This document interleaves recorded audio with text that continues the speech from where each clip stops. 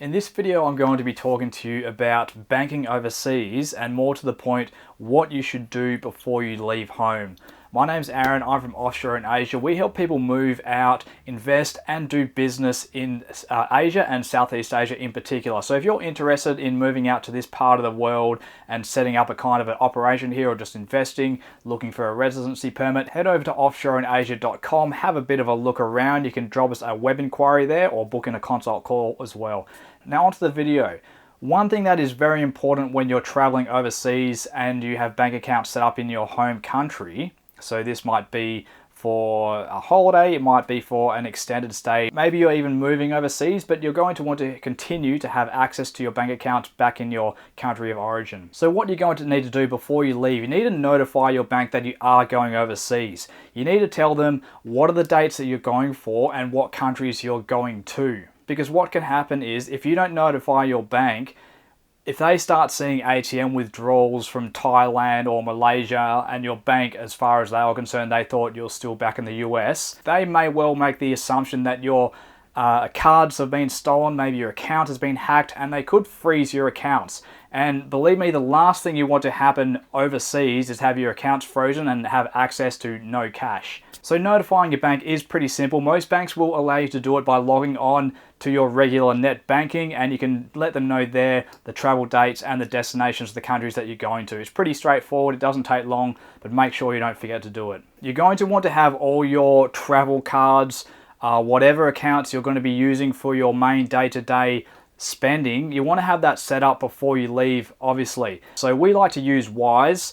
It makes it very easy to transfer money from your home bank account into your Wise account to exchange into different currencies at a very low exchange rate fee. And then you can then transfer that money into other bank accounts if you happen to have a bank account in Thailand or Malaysia. You can do that quite easily at a low cost from the Wise bank account as well. It's a really good, flexible, easy to use way of transferring and exchanging money for overseas spending. If you're interested in having a look at Wise and how they operate, there's a link in our description where you can head over and have a look there. And we'd be happy to help you and walk you through how to do a transfer, how to convert into a different currency, then how to transfer out of that currency into a different overseas bank account as well. There are other banks that do similar things to Wise as well, but they're the ones that we like to use and are comfortable with, and I've been using them for many years and I've never had an issue with them. So don't leave this stuff to the last minute. Yeah, you can open up an account with Wise, for example, quite quickly, but then it'll take some time for that card to be sent out to your address, and you want to make sure you have ample time to get that card sent out to your address before you go.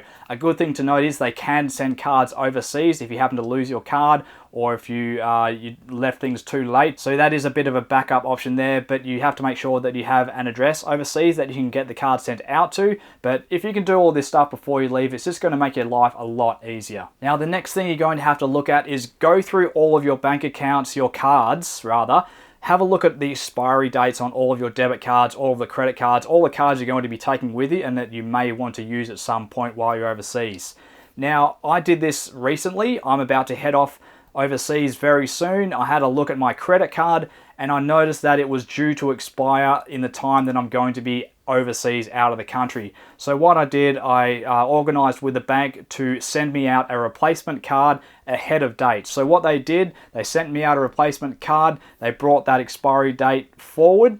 I didn't have to cancel my account or anything. They just sent me out a new card with a new expiry date, 3 years or whatever it is into the future. So that's something you want to make sure you're doing. If you have a main account that you like to use for your spending, or maybe it's your main credit card that you use for booking flights and so on, if you don't check this, and then it's an easy thing to sort of not notice, isn't it? But if you go off overseas and then you realize you're halfway through your trip and then your card expires, it might be difficult trying to get a new card sent out to a foreign country. So if you can flag these kinds of issues before you leave, again, it's going to make your life a lot easier. Another thing that I like to do is make sure that I have more than one account with a particular bank, more than one card with a particular bank, and different cards and accounts across different banks.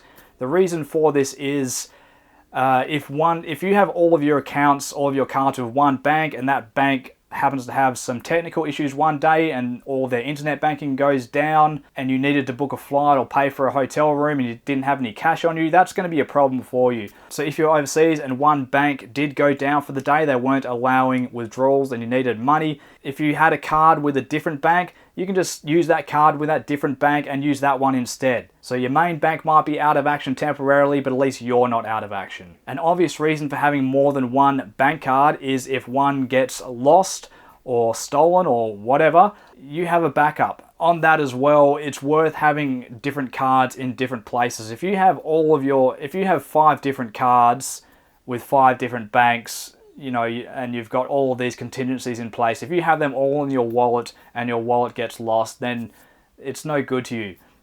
In that case, you want to make sure that you had some cards back at your hotel room or left with someone that you trust that you can get to when you need it. And as I've said, you want to set up as much as you can before you leave home, before you leave your home country and venture off overseas, not just to make things easier for you, just so that you're ready when you hit the ground, but if you do have to apply for a new account when you're overseas, sometimes going through the KYC, the Know Your Customer verification process, can be difficult to do from overseas. So on several levels, it just makes a lot of sense. Your life is going to be a lot easier if you have all this stuff set up in place before you go. You also want to make sure that you have not only online access, so you can log on to your bank accounts on your computer, but you want to have phone access as well.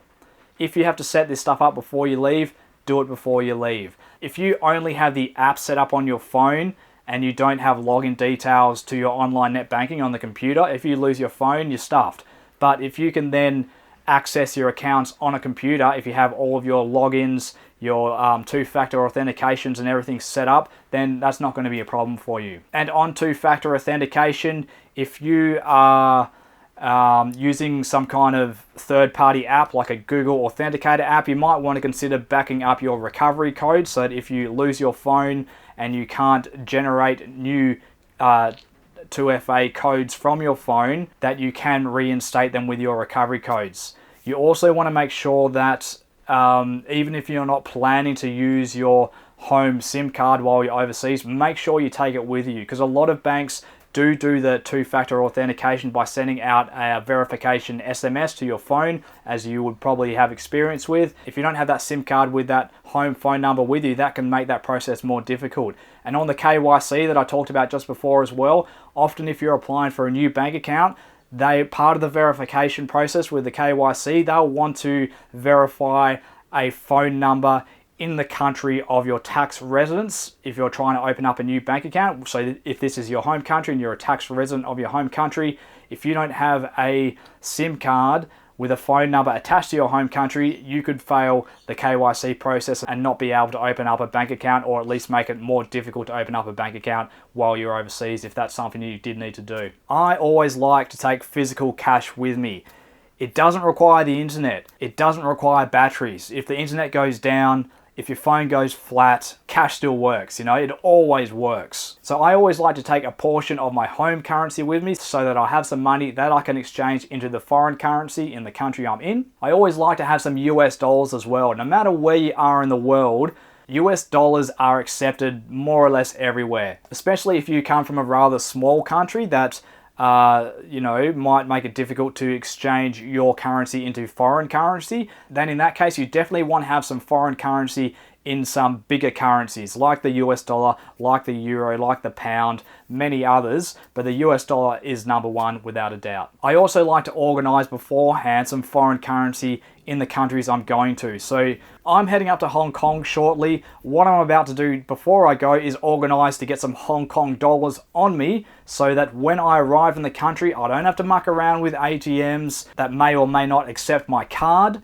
I don't have to try and find an ATM that might not even be at the airport. I've got my money, I've got my Hong Kong dollars in my pocket, I'm good to go. I like to set all that stuff up beforehand so that when I get there, I arrive, I clear customs, I'm probably a bit tired. I don't want to muck around trying to organize money then, or even paying exorbitant exchange rate fees at the airport. I've got my money, I'm good to go. And I actually learned a very valuable lesson on this point once. A long time ago, I was catching a train from Bulgaria into Turkey, and I read beforehand on The Lonely Planet.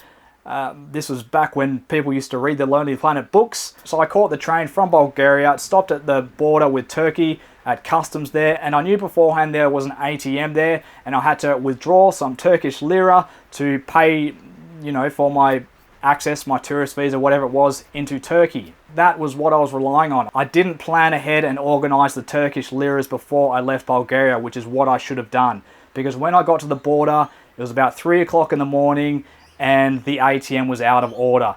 And I was the only person on the whole train that didn't have their act together. I was basically holding up the whole train. In the end, a total stranger lent me the money and we got on our way. So I was very thankful for that, and I learnt a very valuable lesson. So we got there, we went to the ATM, I paid him back, it was all good. But without this good Samaritan, things could have been a lot more difficult. Now, if you're interested in these more practical aspects of traveling overseas and the things you need to think about so that you don't run into trouble when you get there, head over to offshoreinasia.com. There's a link up the top there to products, and there we are putting up our premium country guides for expats and travelers who are moving overseas. We cover all of the things that you need to think about so that you make a very easy, nice transition. You're very well planned and you don't have any issues along the way. If you're interested in international banking, if you want help setting up bank accounts in foreign jurisdictions, making transfers, where is the best place to store your money, where is the best place to bank from, that kind of thing, we can help you with that as well. So head over to offshoreinasia.com. You can send us a web inquiry. You can book in a consult call if you want to get into some more nitty-gritty detail. We can help you along the way to get your international banking up and running and doing what you need to do for you. We'll wrap the video up there, guys. We'd really like to hear what you guys do for your banking when you're overseas. Do you have any tips and tricks that you would like to share? Do you have any certain banks that you like to use? I mentioned that we like to use Wise. What do you like to use? Let us know down in the comments so we can share this information with all the viewers as well. Thanks a lot for watching. We'll catch you later.